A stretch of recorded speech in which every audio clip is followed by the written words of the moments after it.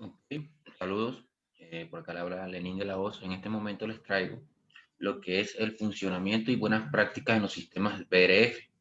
Vamos a tratar de tocar todos los puntos importantes al momento de calcular, diseñar, implantar y darle arranque a un sistema BRF. Como podemos observar, estos sistemas, para poderlos diseñar, todas las marcas manejan su software como tal. Cada marca maneja un software donde nosotros debemos plasmar, después de haberle hecho los cálculos técnicos al área donde lo vayamos a instalar, un edificio, una sede, indiferentemente. Luego de haber hecho todos esos cálculos, tenemos que entrar al software de la marca que vayamos a utilizar, eh, in- incluir los evaporadores que vayamos a utilizar, diferentemente que sean fan coil, tipo cassette, tipo pared, eh, piso techo. Tiene la versatilidad de que en estos software colocamos cada uno de esos evaporadores, eh, las distancias que van a tener las tuberías entre ellos y entre la unidad condensadora, y el software automáticamente nos va a arrojar las dimensiones de las tuberías, cuántos branch o derivaciones de join vamos a utilizar. Igualmente también nos va a dar como resultado la cantidad de refrigerante adicional que debemos incluir en estos sistemas luego de que se instalen. Quiero que quede bien claro que cada marca tiene su software y debemos realizar los cálculos a través del software para poder garantizar el buen funcionamiento de estos sistemas. Obligatoriamente debemos calcular, ya sea con la marca K-Train, Samsung, LG o, en este caso acá mirad, están viendo las imágenes de las marcas, mi idea también, los software que utilizan para realizar todo esto. Una vez obtenidos los cálculos que se han verificado por la marca y avalado, se procede ya a lo que es la compra de todo el sistema y el proceso de lo que se llama la instalación. Debemos tomar en cuenta las reglas básicas para la instalación de un sistema BRF. Aquí acabo de enumerar algunas de ellas que manejan en la gran mayoría de las marcas. Lo primero, se debe utilizar tubería rígida, preferiblemente tipo K.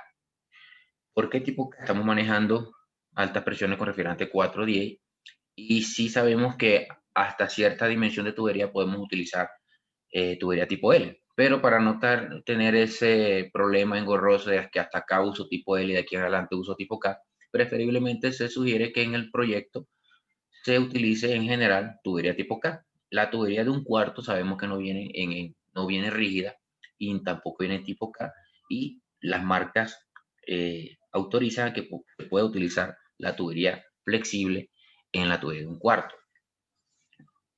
Por otro lado, hay países donde distintas medidas que arrojan los software, como por ejemplo tubería de 1 pulgada, tubería de 1,5, tuberías de 3 cuartos, son de poco movilización como tal en el país. Y cuando nos encontremos este tipo de casos, ejemplo, si me piden tubería, el software de 1 pulgada, se puede llevar a la inmediata superior, que sería de 1 y 1 octavo. Esto para poder darle continuidad al proyecto. También lo certifican las marcas previa comunicación de que si en el momento no tengo la tubería que me pide el software, puedo llevar a la inmediata superior. Cabe destacar que esto varía el cálculo de refrigerante. Como varía el cálculo de refrigerante porque estoy utilizando una tubería más gruesa, debo hacer los ajustes. Si, ejemplo, tenía 10 metros de tubería de 1 pulgada, debo adicionar el refrigerante porque en este momento estaría utilizando tubería de 1 y 1 octavo. Ese adicional tengo que tomarlo en cuenta al momento que vaya a cargar el sistema. Debo hacer mis cálculos, existen las tablas, las marcas les entregan las tablas cuando estoy utilizando tuberías diferentemente el diámetro, le dice cuántos gramos debo adicionar. Entonces le hago una simple resta. Si con 1 y 1 octavo uso un ejemplo 5 kilos en 10 metros, con 1 pulgada voy a usar 9 kilos, entonces debo adicionar el kilo adicional que sería 1 kilo. Entonces, una resta ahí para que se entienda cómo se hace el proceso de cuando utilizo una medida superior a la que me está arrojando el software. Como segundo punto me dice no se debe exceder las distancias entre la primera evaporadora y la última evaporadora de más de 40 metros. Las marcas estipulan que cuando ya yo haga la primera derivación, algunas marcas, no todas, quiero aclarar que estas son puntos generales, algunas son unos metros más, algunos son otros metros menos. Tomé esta como ejemplo para dar la explicación de que cuando se coloca el primer branch de derivación hasta el último branch de derivación no deben debe ser hasta 40 metros. Ya más distancia de 40 metros no le permite, el software automáticamente les va a dar un error de que están excediendo los límites de distancia. Eso se los debe dar el software al momento que ustedes estén calculando el sistema. No le va a dejar correr o verificar el software. Entonces, lo coloco allá para que vean que el sistema, los software tienen sus parámetros establecidos. Si yo quiero colocar una UMA, un evaporador o un fan coil que me exceda lo que el software permite, no me lo va a dejar verificar y debo tomar eso en cuenta al momento que esté diseñando. Los soportes de los drenajes deben ser colocados cada 1,20 m con una inclinación de 1 centímetro cada metro de recorrido. Esta es una indicación que pide el fabricante, que debo tener una soportería cada 1,20 m en cuanto a la tubería de drenaje y mi inclinación debe ser de 1 centímetro cada metro. O sea que si tengo 10 metros de distancia de un tendido de tubería de drenaje, debo desde el comienzo hasta el final serían 10 centímetros de inclinación, como para que lo tomen en cuenta y que el agua no se estanque dentro de la tubería y tengamos problemas de drenaje con el futuro. Como siguiente punto, los soportes de las líneas de refrigeración se deben colocar cada 1,50 m en horizontal y cada 2 metros en forma vertical. La soportería para las redes de refrigeración, llámese línea líquido y línea de succión, deben tener una distancia entre ellas de 1,50 m, ¿ok? En forma horizontal. Y si me toca soportar las tuberías en forma vertical, los soportes deben ser colocados cada 2 metros. Es muy importante tomar en cuenta que estos soportes deben estar debidamente nivelados, lo mejor nivelado posible para garantizar que el flujo de refrigerante sea uniforme en todas las redes. Es lo primordial. Recuerde que esta hidráulica es muy importante que se mantengan a nivel en las tuberías y conservar esa soportería para evitar vibraciones o deformaciones de las mismas. Por otro lado, el aislamiento térmico se debe colocar independientemente en ambas tuberías. No se puede colocar ambas en el mismo aislamiento, así como lo indican todos los sistemas de climatización. He notado en varios grupos y charlas que se tienen con técnicos que muchos hacen la mala práctica de meter ambas tuberías por el mismo aislamiento. Eso está prohibido. Ninguna marca avala la utilización de un solo aislamiento para las tuberías. Eso es una mala práctica. Por tal motivo, acá, cuando ustedes instalen estos sistemas, deben cumplir estrictamente las indicaciones de un aislamiento independiente por cada tubería. No pueden colocar dos tuberías en el mismo aislamiento. De caso de hacerlo, a lo que la marca llegue a revisar su instalación, no le va a dar arranque a los sistemas por incumplimiento de las indicaciones técnicas. Consejo: traten de cumplir siempre las indicaciones fabricantes en estos sistemas. Es estrictamente obligatoria. Por otro lado, se deben colocar sujetadores de tuberías en cada soporte que no aprieten el aislamiento térmico. Las unidades condensadoras deben quedar 25 centímetros sobre el piso y ancladas. ¿Qué quiere decir esto? Que cada vez que pase la tubería por la soportería debe estar sujeta. Se le coloca un tubo PVC para que la tubería pase internamente del tramo de tubo PVC y la abrazadera apriete el tubo PVC, más no el aislante, porque si aprieto el aislante, reduzco el aislante y con el tiempo se humedece, pierde propiedades y empieza a gotear la tubería. Por eso se le coloca una protección de tubería PVC para que la abrazadera agarre el tubo PVC y no al aislante. Por otro lado, cuando se instalan las unidades condensadoras, se exige que la base debe tener como mínimo 25 centímetros de alto. Esto para evitar que si están colocadas en azoteas o en la parte baja y hay fuertes lluvias, la lluvia sería como imposible llegar hasta 30 centímetros de altura. Y con esto evitamos de que si llueve muy fuerte, se inunde la condensadora y tengamos problemas con las mismas. Por eso las marcas exigen que debemos colocar nuestros condensadores por encima de 25 centímetros la base, bien anclada. Tiene que estar anclada con sus tornillos. En caso de tornado, ventiscas muy fuertes, no la puedan tumbar o generar problemas de que alguien la empuje, la tumbe, como se ha visto en casos. Entonces, para evitar eso, todas las unidades condensadoras deben estar bien ancladas a sus bases fabricadas con una altura de 25 centímetros. Continuando, las líneas de refrigeración se deben colocar a nivel, incluyendo las derivaciones Y o Y-joint. ¿Qué sucede? Como acabo de decir, yo debo colocar mi soportería a nivel. Todo lo que son las redes de refrigeración, toda la soportería debe tener un nivel estándar. Lo mayor o lo mejor posible que puedan instalar en el proyecto deben tener todas sus soporterías a nivel. De igual forma, comenté que deben ser, se deben soportar y se deben sujetar a cada uno de los soportes con un recubrimiento de tubería PVC para no afectar el aislante. Las derivaciones Y deben ser colocadas completamente a nivel, si están en forma horizontal, y si están en forma vertical, deben ser colocadas igualmente a nivel. No pueden quedar con ningún ángulo de desviación, ya que estamos hablando de fluido hidráulico. Si tengo ángulos de derivación hacia la derecha, el fluido va a tender a ir más a la derecha que a la izquierda. Por tal motivo, debo conservar mi buen nivel, tanto horizontal como vertical.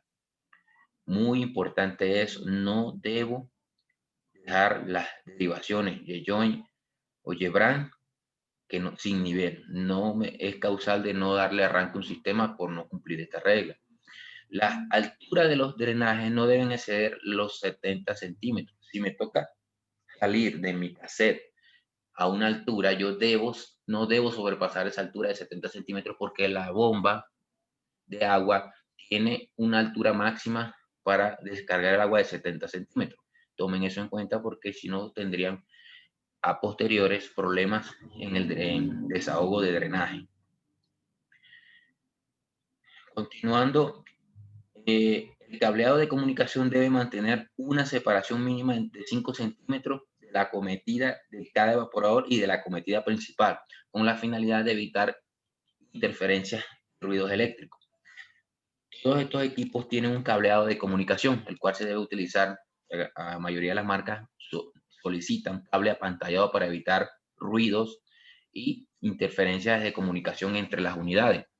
Esta línea de control debe estar separada mínimo 5 centímetros de el tendido de fuerza. Normalmente en las instalaciones, para evitar esto, se coloca al lado derecho la acometida de control y al lado, en el centro, las tuberías de refrigerante y al lado izquierdo la de fuerza. O sea que quedan hasta 30, 40 centímetros, dependiendo del diámetro de las tuberías que se estén trabajando, de separación. Esto evita que el ruido eléctrico de la parte de fuerza afecte la comunicación de control. Entonces, un consejo, traten de siempre utilizar esto de que al lado derecho coloquen la parte de control y al lado izquierdo la parte de fuerza con las tuberías en medio. De esa forma cumplen este requerimiento y no tendrán problemas de comunicación. Dando continuación acá, las distancias mínimas entre distribuidores de flujo, llámese Y-joint, Y-branch o derivaciones, codos de redes de refrigeración y los codos deben ser mínimo de 50 centímetros. Otro punto muy importante, cada vez que yo coloque una derivación o un codo, el siguiente codo o derivación debo respetar la distancia de 50 centímetros. Yo no puedo colocar dos codos o dos Y-branch en menos de una distancia de 50 centímetros. ¿Por qué? Porque la turbulencia me evitaría la buena distribución del refrigerante. Esa es la causa y el motivo. Debo salir de la Y-branch, recorrer 50 centímetros para que mi flujo se vuelva laminar y luego volver a hacer una derivación o colocar un codo. Es sumamente importante respetar esta regla de igual forma. Cada unidad condensadora debe tener protección eléctrica individual. Esto lo coloco porque he visto sistemas que han colocado un solo breaker para 2 unidades condensadoras, un solo breaker para 3 unidades condensadoras con 3 contactores. Esto no se debe hacer, esto es incumplimiento eléctrico. Sé que cada país tiene su reglamentación en la parte eléctrica, pero estos equipos tienen una protección para cada uno de ellos. Puedo tener un totalizador o un breaker principal, pero también debo tener abajo para cada condensador un breaker individual. No puedo colocar un solo breaker para las 2 unidades condensadoras. Muy importante esto. Se debe soldar las líneas de refrigeración corriendo nitrógeno a 3 psi para evitar la oxidación o carbonización del cobre en las partes internas al momento de soldar las redes en general. Esto es muy importante. Se están tendiendo hasta 1000 metros de tuberías lineales soportan estos sistemas. Si nosotros no cumplimos esta recomendación, todo ese hollín que generan las soldaduras internamente nos va a contaminar y a tapar todas. Recuerden que estamos trabajando con válvulas de expansión electrónica, que sus orificios son extremadamente pequeños.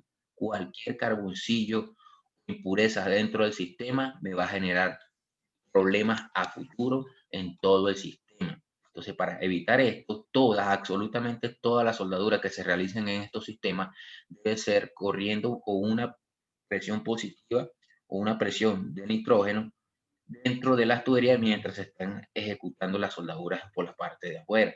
Y aquí dice claramente que son 3 PSI. Yo debo generar un flujo de nitrógeno dentro de la tubería y soldar por fuera la tubería para que no se oxide internamente y evitar toda la acumulación de hollín en estos sistemas. Muy importante, no se puede instalar un sistema de estos si no se utiliza la técnica de barrido con nitrógeno interno mientras se está soldando. Siguiente, se debe presurizar las líneas con 550 psi de nitrógeno por 24 horas para asegurar la hermeticidad del sistema o la estanqueidad, así se le llama, prueba de estanqueidad. Luego de haber ya cumplido todas las recomendaciones anteriores, soldar todas las tuberías corriendo nitrógeno, yo debo presurizar mi sistema a 550 psi, dejarlo presurizado por 24 horas a ver si no hay una variación de las presiones, asegurando la hermeticidad o la estanqueidad del sistema.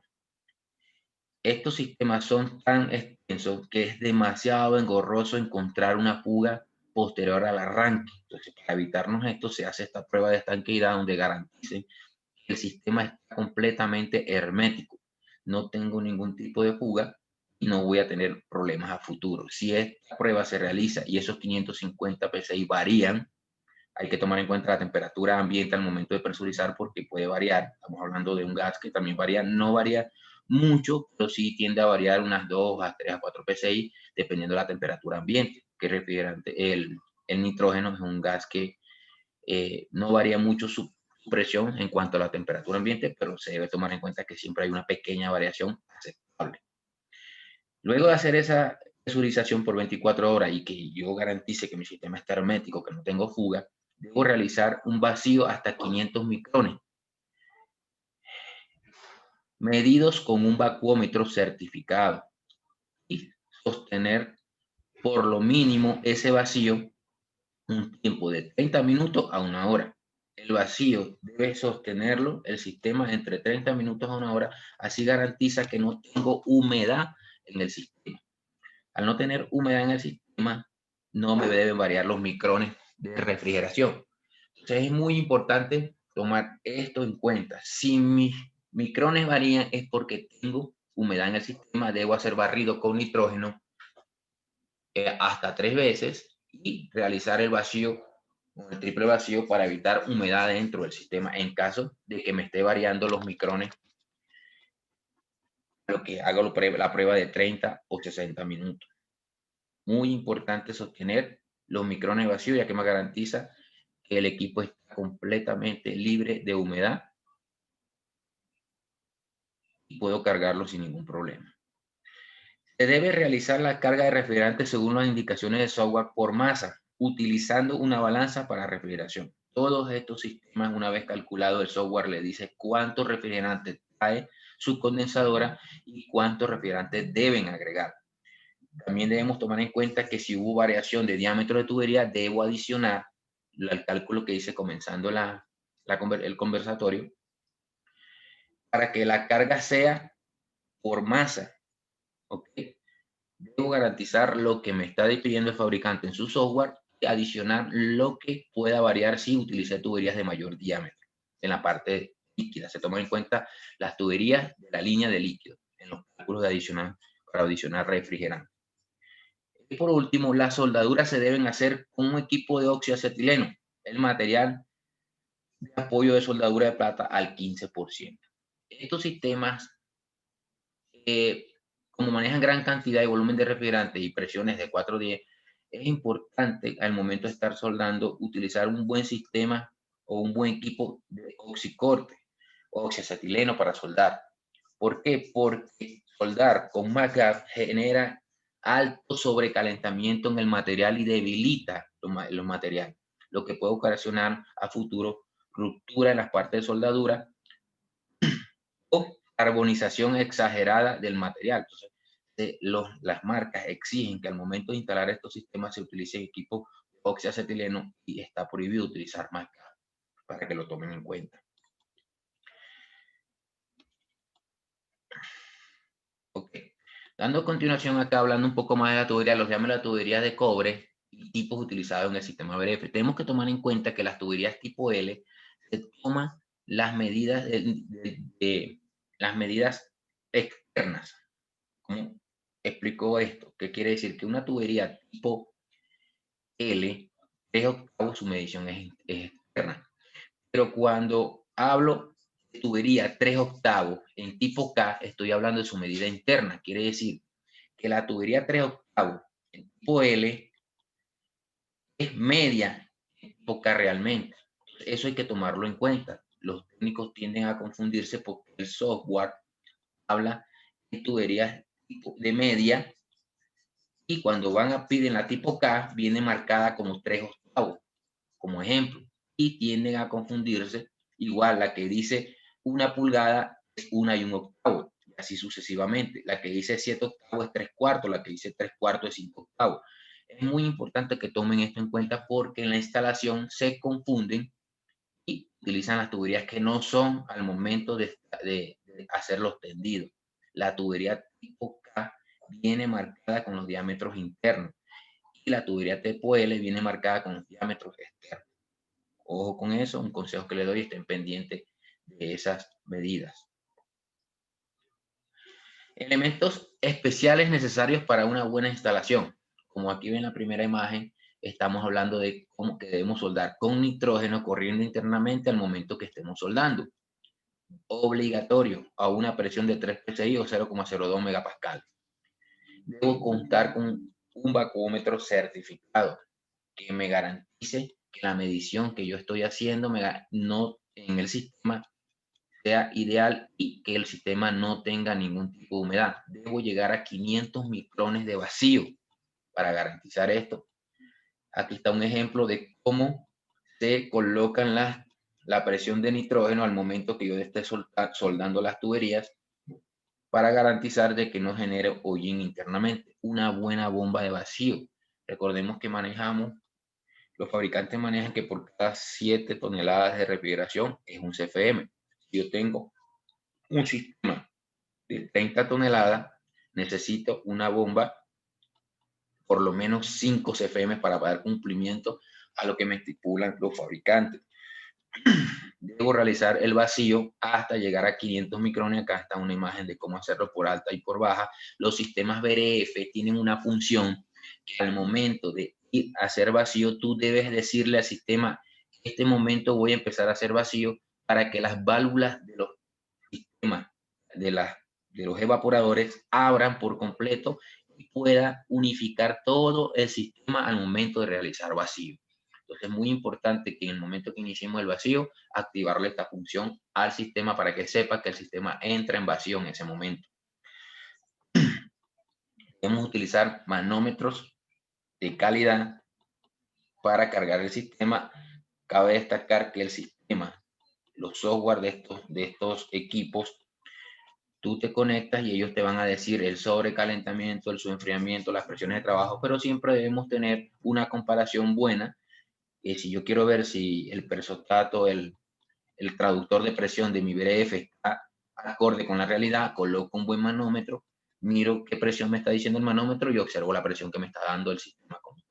Una buena balanza al momento de cargar el sistema, debo tomar todo por masa, kilogramos, nada de presiones. Acá estos sistemas no se trabajan con presiones, al momento de cargar se cargan por masa de refrigerante en kilogramos o en onzas o en libras, pero tiene que ser por masa de refrigerante.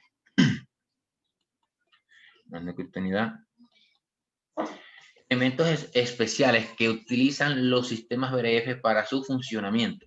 Como podemos ver, tenemos un compresor especial que este compresor trabaja, dependiendo la marca, con sistema BLDC o sistema inverter.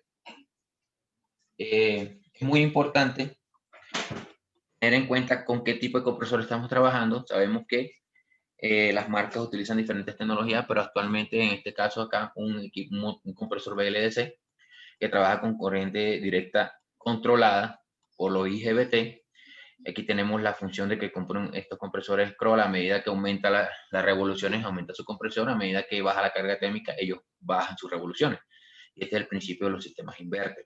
Obligatoriamente todos estos sistemas tienen válvulas de expansión electrónica, cada evaporador tiene su válvula de expansión electrónica y cada uno de ellos controla el sobrecalentamiento que tiene su sistema. En los equipos inverter estamos hablando que se maneja un sobrecalentamiento de 3 a 5 en cada una de las unidades evaporadoras. Tenemos un sensor de aceite en los sistemas que cuando el nivel de aceite es menor, ellos hacen cada sistema hace su lógica de funcionamiento, aplica una función para que aumentar la velocidad en todo el sistema y que el aceite retorne a los compresores como tal. Tenemos un sistema de subenfriamiento que me garantiza un subenfriamiento de 15 grados centígrados para poder llegar las distancias que estos sistemas manejan de hasta 1000 metros lineales de tubería, 150 metros, 250 metros. Entonces es muy importante este intercambiador de calor que está acá, que enfría el refrigerante líquido, es el que me permite a mí el buen funcionamiento y garantiza el 100% de líquido a cada una de estas válvulas de expansión. Aquí estamos observando lo que son las derivaciones de Brand o Joint, cómo son cada una de ellas. Las que mencioné deben estar completamente en forma horizontal o completamente en forma vertical al momento de instalarla. No puedo tener ningún grado de desviación porque esto es hidráulica y estaría obligando el líquido a salir más por un lado que por el otro. Muy importante tomar en cuenta el nivel de la instalación de estos sistemas.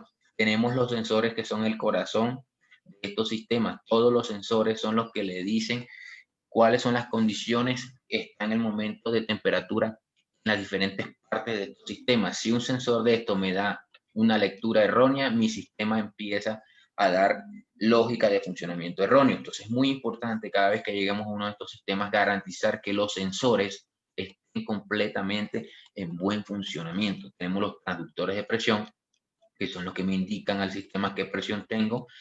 Su algoritmo, por medio de la presión, me dice a qué temperatura de condensación o de evaporación debo tener mi sistema. Y los sensores la corroboran.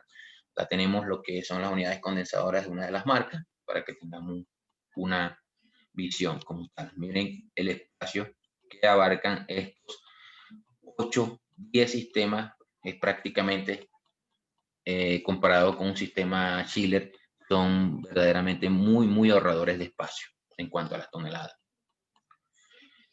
Acá vemos la función, cómo funciona lo que es la separación del aceite. Estos dos compresores descargan al tanque separador de aceite.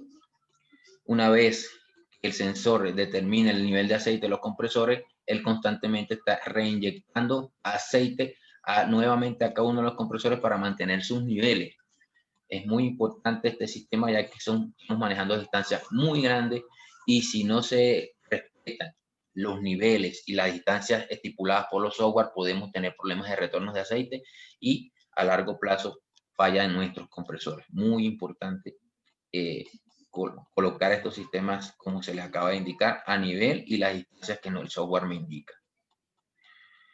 Funcionamiento de los intercambiadores de placas para enfriar el refrigerante. Como les mencioné, utilizan un intercambiador de placas para bajar el subenfriamiento hasta 15 grados centígrados.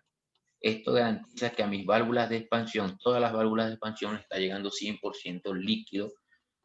En ninguna de ellas le va a llegar vapor, ocasionando deficiencia o bajo rendimiento. Debo garantizar 100% líquido a todas mis válvulas de expansión.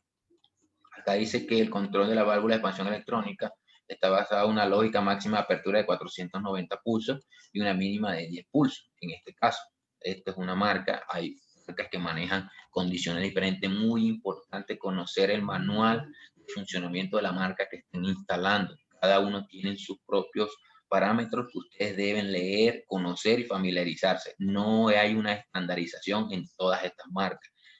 Esto que estoy dando acá son consejos generales, pero cada marca tiene sus consejos e indicaciones puntuales que debemos conocer. ¿Cómo funciona la lógica del sistema inverter? Como podemos ver acá, este sistema, tenemos corriente alterna entrando al sistema, la rectifican, sale corriente directa pura, llega a los sistemas IGBT, donde cada uno de ellos, por medio de una alternancia, deja pasar al mismo tiempo solo dos líneas, como lo pueden observar acá abajo. En este momento se está alimentando la línea y la línea B. Como pueden observar, la línea W está abierta. Entonces quiere decir que estos compresores solo reciben voltaje por dos puntos diferentes al mismo tiempo. Nunca los tres puntos tienen voltaje al mismo tiempo. Lo que sucede es que estos sistemas de IGBT tienen la capacidad de alternar en nanosegundos. Lo hacen tan rápido en cada diferente de una de estas puntas. Aquí están los 6 estados que, cómo se alimenta un compresor BLDC. Lo hacen tan rápido que cuando colocamos el voltímetro en esta punta, estamos observando voltaje alterno por la alternabilidad tan rápida que hacen cada uno de estos IGBT para alimentar este compresor. Si se fijan, vean bien la imagen, nunca en los tres puntos hay voltaje, solo hay voltaje en dos puntos indiferentemente. En este caso es V, en este caso es W, U, en este caso es W, B, pero siempre hay uno que está afuera, que es el que está de color negro. Siempre hay uno desactivado. ¿Por qué? Porque nunca, absolutamente nunca, los tres puntos alimentan al motor IGBT, solo lo alimentan dos puntos. Acá está otro diagrama que explica cómo funciona la tarjeta inverter para alimentar estos compresores, pero es el mismo principio. Corriente directa alimenta la placa de los IGBT y los IGBT se encargan de alimentar al compresor en dos puntos diferentes, pero lo hacen demasiado rápido. Aquí pueden observar diferentes evaporadores de varias marcas, como podemos ver de cassette, tipo pared, tipo cassette de 2 vías, de 4 vías, fan coil 360, pared, fan coil con control remoto, control de pared, este es de alta estática, este de baja estática y este piso techo como tal. Toda esta gama de evaporadores pueden ser utilizados en estos sistemas BRF. Acá podemos ver diferentes condensadores de las marcas, de algunas de las marcas de mercado, como lo es Midea, LG, Daikin, Crane, Samsung, York. Son algunas de las marcas que están punteando en este momento en el mercado de todos los que son los sistemas BRF. Acá vemos cómo podemos, los sistemas que trabajan frío-calor, podemos tener oficinas con calefacción y oficinas con frío al mismo tiempo. Tienen sistemas de controles, cada marca tiene sus sistemas de control que actualmente son muy avanzados, pueden controlar independientemente la temperatura en cada oficina, pueden tener horarios de trabajo, pueden ser de calor, puede ser de frío. Demasiada automatización traen estos sistemas para controlar y generar eficiencia en lo que es la parte de climatización. Podemos controlarlos desde un solo computador, podemos controlarlos desde cada uno de los equipos, podemos controlarlo a distancia a través de nuestro celular. Actualmente hay demasiada facilidad para controlar los sistemas de climatización que existen en el mercado. Tenemos los módulos para ingresar y ver el funcionamiento como modelos de falla para saber qué tiene nuestro sistema. Ya con estos equipos llegar con un manómetro, un amperímetro, señores, ya eso no funciona. Debemos ingresar, ver sobrecalentamiento, su enfriamiento, presiones, delta T, delta P. Tenemos que ver muchos parámetros que ya si no tenemos una de estas herramientas, no les voy a decir que no lo pueden hacer, sí lo pueden hacer, hay un método, el manual de troubleshooting se los dicen cómo, pero lo mejor es tener la herramienta para determinar más rápida y más acertada la falla que pueda tener el sistema. Ok, ahora vamos a hablar lo que es el arranque y la puesta en marcha de este sistema. La verificación del cumplimiento de las buenas prácticas requeridas por el fabricante en la instalación. ¿Qué quiere decir esto? Que el fabricante va a verificar que ustedes instalaron muy bien ese sistema, que cumplieron con todas sus indicaciones para proceder al siguiente paso. Revisión visual de cada uno de los equipos, evaporadores y condensadores que estén nivelados, que se cumplan las especificaciones que solicitaron, verificación del cumplimiento de los sistemas de protección y acometidas eléctricas del sistema. Como les dije, estos equipos deben tener una protección individual, no pueden colocar una sola protección para todo el sistema.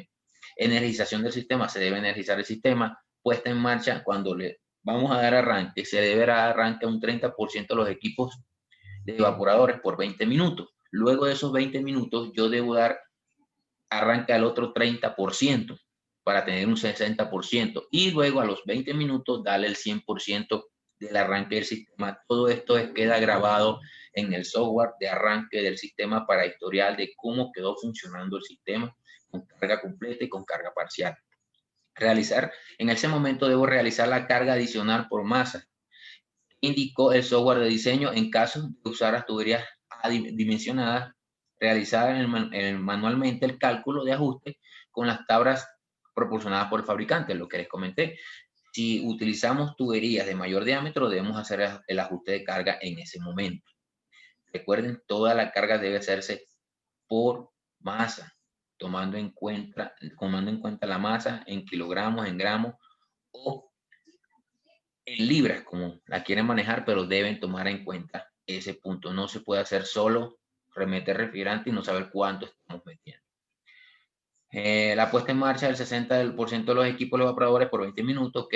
Puesta en marcha del 100% de los equipos evaporadores, monitorear el sistema durante una hora, registrar las temperaturas y parámetros de funcionamiento de todo el sistema, solicitar los planes de mantenimiento a niveles y rutinas que se deben realizar con la frecuencia de cada uno de los mismos. Recordemos que cada sistema es individual y los planes de mantenimiento y rutinas de mantenimiento se establecen dependiendo la polución, el lugar y la frecuencia de utilización de cada uno de estos sistemas. Por tal motivo son prácticamente individuales, no existen estándares en cuanto a la realización de los mantenimientos de estos sistemas. Se debe crear un plan de mantenimiento específico para cada uno de estos sistemas.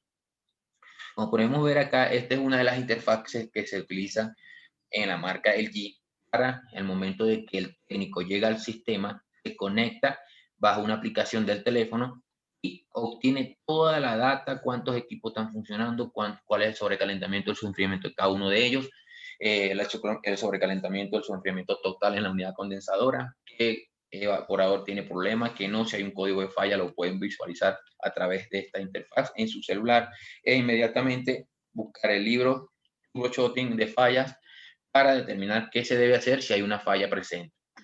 Muy importante esta herramienta para poder entrar en uno de estos sistemas.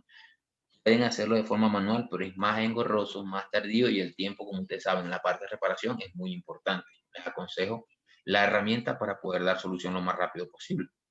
Acá, ¿qué debe evaluar en un sistema BRF? Revisar los siguientes, revisar que los sensores estén en buen estado. Lo primero que dije. Yo lo primero que debo para saber si mi sistema está recibiendo la señal adecuada de temperatura es saber si todos mis sensores están buenos. Si uno de los sensores está fuera de rango malo, toda la lógica de funcionamiento de mi sistema BRF va a empezar a fallar porque está recibiendo una información errónea. Entonces debo garantizar en primer punto que todos los sensores estén bien. Evaluar el sobrecalentamiento total del sistema. Si mi sobrecalentamiento está muy alto, hay problemas de refrigerante, hay problemas de aperturas de válvulas, pueden haber demasiados problemas, solamente detectando que mi sobrecalentamiento no sea el adecuado. Evaluar el subenfriamiento en la válvula de expansión, EB.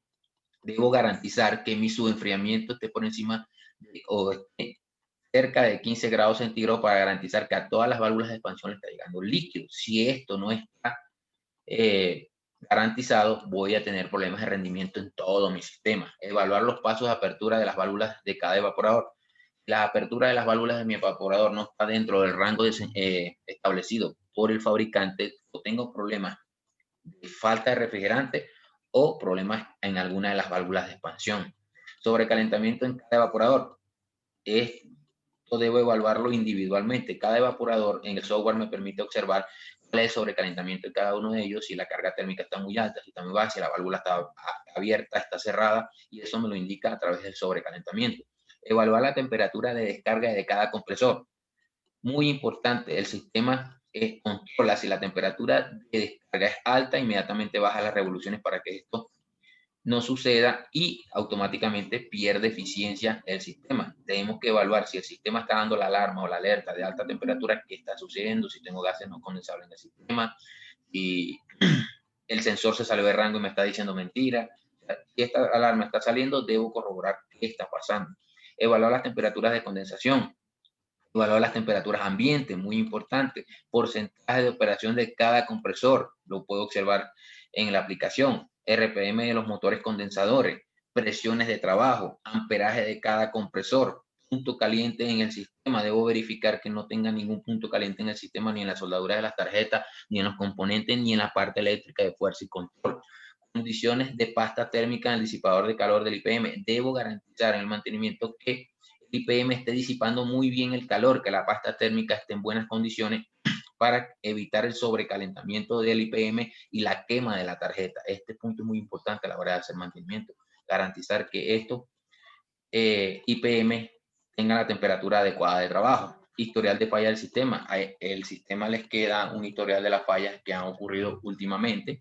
Debo revisar el funcionamiento de las bombas de drenaje de todos los evaporadores, el set point que esté graduado en cada uno de ellos, o si tengo un control centralizado, cuál es el set point que está y si todos los equipos están llegando a ese set point, o si hay algún equipo que no me está parando por temperatura, debo revisar el por qué. Velocidad de cada motor evaporador, en alta, media o baja. Estado de limpieza de los intercambiadores de calor. Son los puntos que debo evaluar al momento que esté frente a un sistema BRF. Acá, como pueden ver, es la imagen de uno de los software, en este caso la marca LG, donde yo puedo, miren, estas son las presiones que me está pidiendo el sistema, que debe tener 319, 116 en baja y un subenfriamiento de 15 grados. Esta zona real, en este caso estoy utilizando dos unidades condensadoras, una tiene 353 y otra tiene 363, una 102 y la otra 110. Y tengo un sobrecalentamiento de una de 3.4 en la unidad condensadora y una de 5.5. Es un subenfriamiento de 9 y 8. En este momento que se tomó esta print de pantalla, este era el funcionamiento. Tengo un average, un promedio de diferencias de temperatura de todas las evaporadoras de 8.6 grados. Tengo una relación de compresión de 2.8 en el condensador maestro y 3.0 en el esclavo. Y tengo un subenfriamiento en el primero de 19 y en el segundo de 22. Un sobrecalentamiento, pero un sobrecalentamiento, sí. En esta parte. Acá puedo ver todo lo que son las unidades evaporadoras.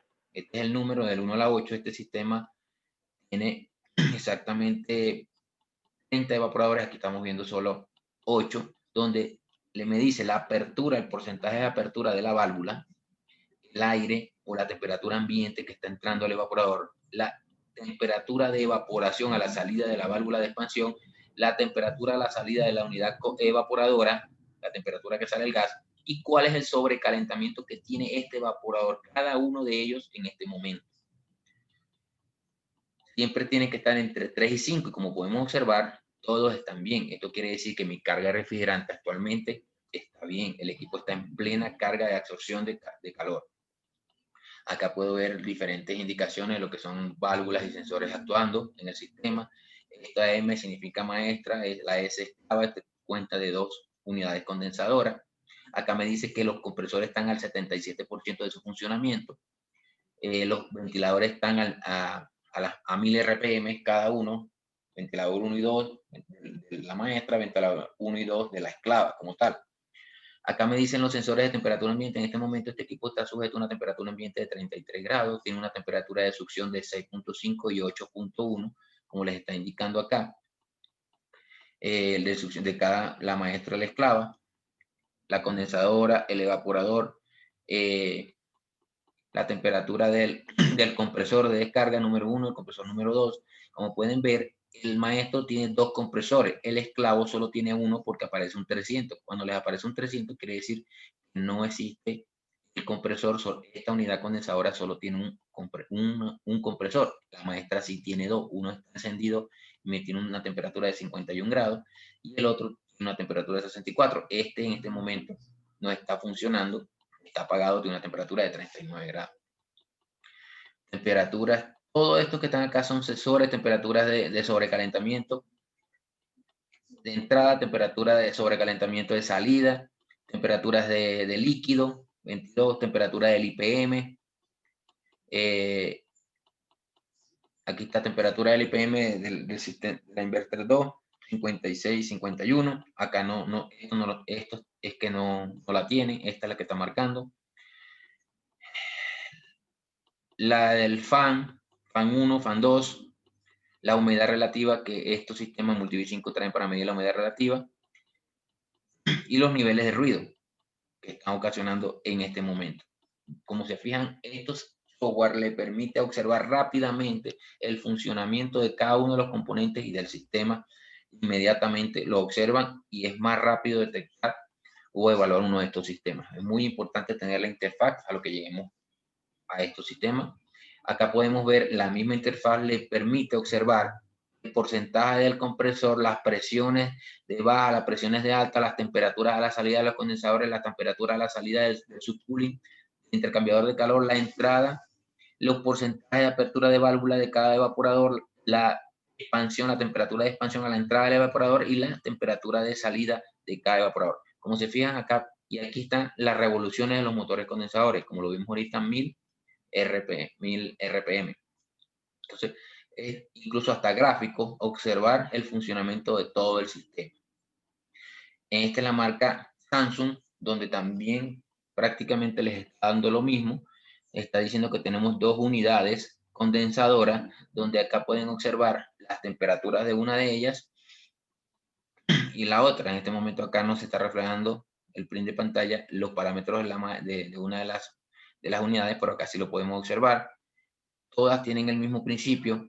En esta parte de acá, las pestañas, vamos cambiando las pantallas que queremos ir viendo, pero todas nos dan los mismos parámetros. Acá tenemos esta pestaña que es de la unidad interior, donde me dice la temperatura de la habitación, la temperatura de entrada del refrigerante, la temperatura de salida, la apertura de las válvulas, lo mismo que vimos en la otra marca. Entonces, prácticamente todos estos software manejan los mismos parámetros de evaluación porque es lo que le interesa al técnico saber cómo están funcionando las temperaturas y las presiones de cada uno de los sistemas. Acá vemos el gráfico de lo que es la parte de Samsung. También nos dice las temperaturas de descarga del compresor, las válvulas, su enfriamiento, como la temperatura de la unidad condensadora. Tiene válvula de 4 vías, todo, absolutamente todo sale acá, cómo está saliendo la temperatura del refrigerante, a cómo está llegando, absolutamente todo lo muestran también este software de Samsung. Y por último, pensamiento, como siempre digo, contrata a los mejores y déjalo hacer su trabajo, lo que saben, y no contrata a los más baratos y que hagan lo que tú dices. Cuando un profesional tiene criterio, sabe aconsejar a su cliente en caso de que tenga una idea errónea y lo lleva a tomar una buena decisión. Muchas gracias, esto ha sido todo, espero sea de su agrado, seguiré compartiendo información.